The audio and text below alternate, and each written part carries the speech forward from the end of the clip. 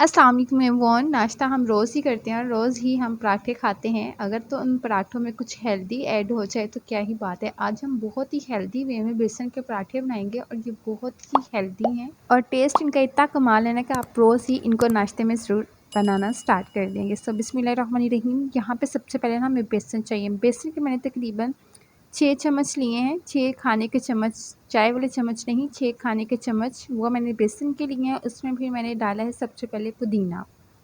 पुदीने की आप क्वांटिटी देख सकते हैं, पुदीना मैंने कितना डाला। उसके बाद मैं ऐड करूँगी इसमें हरा धनिया। क्वांटिटी आपने तमाम चीज़ों की ध्यान से देख लेनी है, उसी हिसाब से हम ऐड करेंगे और साथ-साथ मैंने नीचे मेंशन भी कर दी है। फिर जी 1 खाने का चम्मच इसमें ऐड करेंगे हम ग्रीन चिली और इसके बाद हम इसमें ऐड करेंगे 2 खाने के चम्मच टमाटर। टमाटर को मैंने चॉप कर लिया था, बारीक-बारीक आप कटिंग भी कर सकते हैं, लेकिन बेहतर है कि आप इनके बीज निकाल दें। आपने इनके बीज ऐड नहीं करने, आपने बीज निकाल के टमाटर को कटिंग करना है, चॉप करना है। उसके बाद आपने एक नॉर्मल साइज़ का अनियन लेना है, प्याज लेना है, वो आपने इसमें चॉप करके ऐड करना है।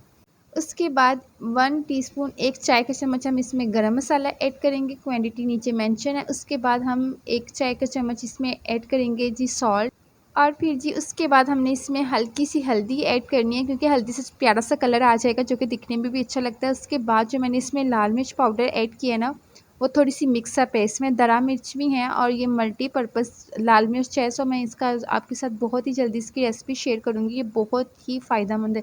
इसको ऐड करेंगे ना तो उसके बाद आपको सब्ज़ी हंडिया में किसी भी किस्म के और मसाले ऐड करने की ज़रूरत नहीं पड़ती है। उसके बाद ही हम इसको अब यहाँ पे नॉर्मली, बहुत अच्छे से नहीं, जस्ट नॉर्मली हल्का सा मिक्सअप करेंगे और उसके बाद हम इसमें ऐड कर देंगे अंडे। इस रेसिपी में मैंने 2 अंडे इस्तेमाल किए हैं, आप चाहें तो 1 भी कर सकते हैं, लेकिन अगर आप बेस्ट वाला टेस्ट चाहते हैं ना तो आप 2 अंडे बनाएँ और इससे तकरीबन हमारे 5 से 6 पराठे रेडी हो जाते हैं। अब यहाँ पे आपने अंडे को इसके अंदर अच्छे से मिक्सअप करना है और आपने इतना इसको मिक्सअप करना है कि जैसे आपको लगे कि जो आपका बेसन है उसमें किसी भी किस्म की कोई गुठली नहीं मौजूद, बिल्कुल अच्छे से स्मूथली बेसन इसके अंदर हल हो चुका है।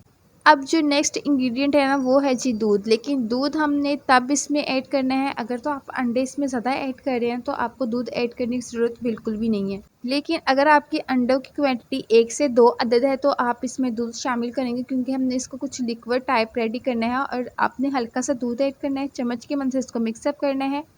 फिर से आपने हल्का सा दूध ऐड करना है और मिक्सअप करना है। जैसे तकरीबन आपको नॉर्मल कंसिस्टेंसी मिल जाए तो आपने उतनी देर तक आपने दूध ऐड करना है, उसके बाद आपने स्टॉप कर देना है। और फिर यहाँ पे हम इसको अच्छे से मिक्सअप करेंगे और मिक्सअप करने के बाद ये है तकरीबन इसकी फ़ाइनल लुक। इतनी कंसिस्टेंसी आपकी भी होनी चाहिए क्योंकि ये बेस्ट है। इससे ज़्यादा थिक करेंगे तो आपका जो पराठा है वो थोड़ा-सा मोटा बनेगा, अगर इससे ज़्यादा पतला कर देंगे तो जो आपका पराठा है वो नीचे भी चिपकेगा। सो क्वांटिटी आपने नॉर्मल ही रखनी है।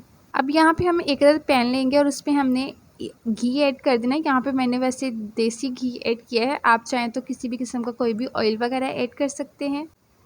उसके बाद यहाँ पे हमने तकरीबन बड़े साइज़ का 1 चम्मच इसमें ऐड कर देना है, उसको फैला देना है। आपने कोशिश करनी है थोड़ी लेयर जो पतली हो, अगर ज़्यादा थिक होगी ना तो आपका जो पराठा है वो नीचे भी चिपकेगा। लेकिन यहाँ पे ये देखिए, आपने जैसे ही इसको नॉर्मल फ्लेम पे स्टार्टिंग में रखना है, स्टार्टिंग में आपने हाई नहीं कर देना।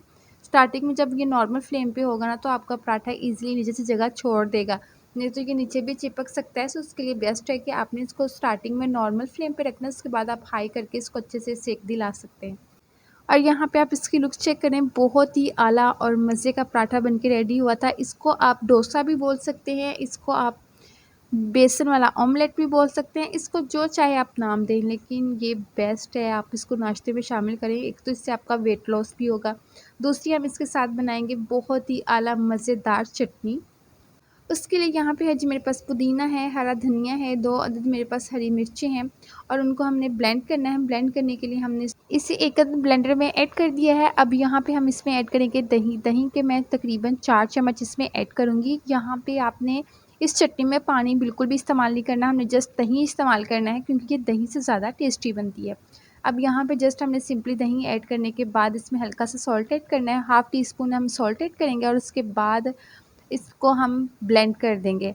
और उसके बाद ये है जी हमारी आज की फ़ाइनल लुक। चटनी की भी आप लुक चख सकते हैं, लेकिन अब यहाँ पे इसको मोर हेल्दी बनाने के लिए मैं इसमें थोड़ी सी कलौंजी ऐड करूँगी आलू का पराठा हो, बिना आटा गूँधे आलू का पराठा हो, या कोई भी रेसिपी हो, किसी भी किस्म का पराठा हो, चिकन हो, बीफ हो, मटन हो, सब रेसिपीज़ आपको मेरे चैनल पे मिल जाएँगी। सो आज की रेसिपी है बहुत ही कमाल की, सो इसको अपने घर में ज़रूर ट्राई करिएगा। सो अब मिलेंगे आपके साथ नेक्स्ट रेसिपी में। अल्लाह हाफ़िज़।